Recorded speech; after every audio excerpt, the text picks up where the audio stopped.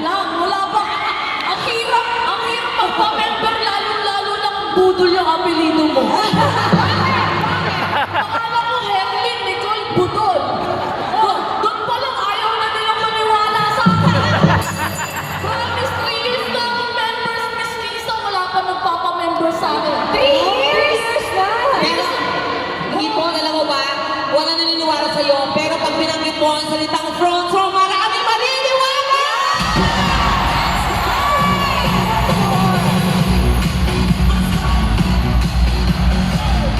Alright. Dalawa pa ang kotse, hindi na mamamigay.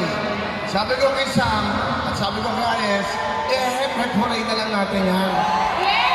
Ngayon, 10 ang inyong mga grupo, meron pa kayong tigit-tigit ng representative.